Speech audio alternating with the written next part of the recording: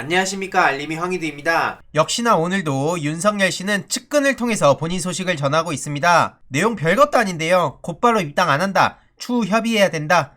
이런 얘기를 뭐하러 측근을 통해서 합니까? 이러니까 간 보는 거 아니냐, 간철수 아니냐, 이런 얘기를 듣는 거 아니겠습니까? 이에 네티즌들도 뭐 맨날 측근 윤석열 본인은 입 없냐? 본인 입으로 좀 얘기해라. 안철수 꼴 날 것 같다. 뭐 이런 반응들이 이어지고 있죠. 그런 윤석열 씨가 오늘 오후 방금 전에 공수처에서 직권남용 혐의로 고발사건 수사에 착수했다는 소식이 전해졌습니다. 공수처에서 칼을 뽑았다는 소식인데 보시다시피 직권남용 권리행사 방해 등 혐의로 정식 입건해서 수사하고 있다는 겁니다. 사세행은 지난 2월 8일 윤석열 씨와 검사 2명이 지난 19년도 옵티머스 펀드 사기 사건을 부실 수사한 의혹이 있다며 이들을 직권남용 권리행사 방해 혐의로 공수처에 고발했고요. 이어서 3월에는 윤석열 씨가 한명숙 전 총리 모해 위증교사 의혹을 받는 검사들에 대한 수사와 기소를 방해했다며 윤석열 씨와 조남관 전 대검차장을 같은 혐의로 고발하기도 했습니다. 이외로도 공수처는 사세행이 고발한 이성윤 서울중앙지검장 공소장 유출 사건에 대해서도 수사 중이란 소식을 전했는데요.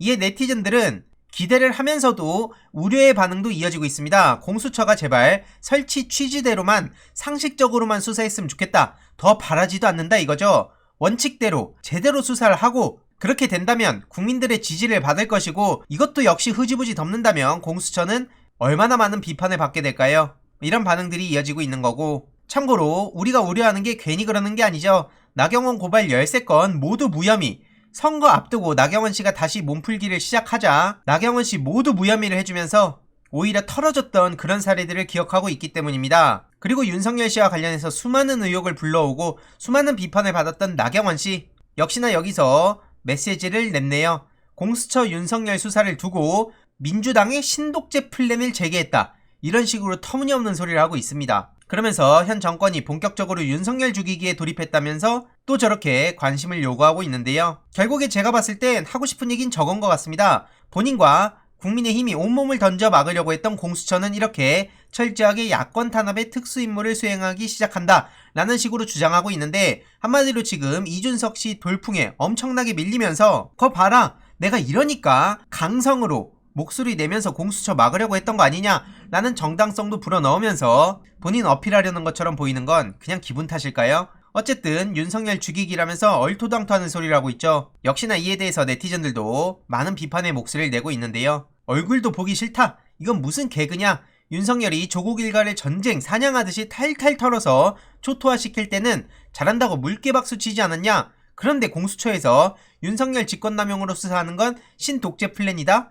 말이 안 된다 이런 거죠. 실제로 조국 전 법무부 장관 일가 압수수색할 때 우리는 똑똑히 기억하고 있습니다. 이후로 검찰의 증거 조작이라는 파렴치한 행동들까지도 많은 시민들이 비판을 하고 있는데 반성은커녕 저런 식으로 대선에 나온다 그러고 심지어 한동훈 씨도 오늘 소식이 전해졌죠. 참여연대가 허위사실 유포했다. 그래서 법적 조치를 검토하겠다. 참여연대랑 미디어오늘을 향해서 법적 조치를 검토한다는 얘기까지 저렇게 하고 있는데 본인들이 그러면 저질렀던 짓들에 대해선 책임을 언제 지는 겁니까? 전혀 사과도 없고 오히려 기세 등등하게 엄풀을 하고 있는 거 보면서 참 뭐라 할 말을 잃었습니다. 아무튼 한동훈 씨 측의 주장은 이거죠. 이성윤 쪽에서 무리한 수사를 했다고 하고 있는데 다른 사람도 아니고 한동훈 씨 당신이 무리한 수사라는 얘기를 입에 올릴 수 있을까요? 염치가 있다면요.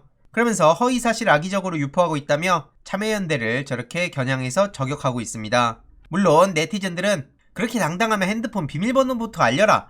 그러면 본인의 결백이 입증될 텐데 왜 계속 저렇게 엄풀만 하냐? 이런 비판이 이어지고 있고 한동훈은 검사니까 비밀번호 얘기도 안 하고 수사도 제대로 안 받고 버틸 수 있는 거 아니냐? 당연히 이런 지적이 이어질 수밖에 없는 거죠. 이 자체가 윤석열한테도 별로 도움이 되는 거라고 생각하진 않습니다. 이런 비상식적인 상황들에 대해서 계속해서 소식 전해드릴 예정이고요. 오늘 또 김학의 관련해서도 되게 황당한 소식이 전해졌습니다. 유죄 판결 파기환송 이런 식으로 김학의의 석방까지 곧 된다고 합니다. 이게 도대체 무슨 상황인지 저만 납득이 안 가는 겁니까? 당연히 네티즌들은 다 한통속이다. 대충 조사해서 올리고 증거 없다고 무죄 때리고 그러는 거 아니냐? 김학의는 도대체 누구냐? 판사들이 어쩜 저렇게 쩔쩔매냐? 동영상이 대놓고 있는데도 증언 신빙성 타령하는 게 납득이 안 간다. 이런 비판이 이어질 수밖에 없습니다. 게다가 국민의힘의 하태경 씨가 다음 주에 대권 도전한다는 소식이 전해지기도 했는데요. 하태경 씨 관련해서 할 말도 정말 많죠. 이런 식으로 당나라 군대 타령하고 본인은 정작 군대도 안 갔다 왔는데 지금 군인들 논란 관련해서 하태경 씨가 감히 이러쿵저러쿵 얘기할 자격이 있을까요? 최근에 이중사 분향소에 조문을 가서 유가족 제보 보고를 못 받았다 이런 소리까지 해서 엄청나게 많은 비판을 받기도 했는데 아무튼 추가적인 진행 상황들 계속해서 소식 전해드리도록 하겠습니다. 이번 내용도 유익했다면 구독, 좋아요, 알림 설정, 멤버십 가입 정말 큰 힘이 된다는 점 말씀드리고 싶습니다. 이번 내용도 주위에 널리 공유 부탁드립니다.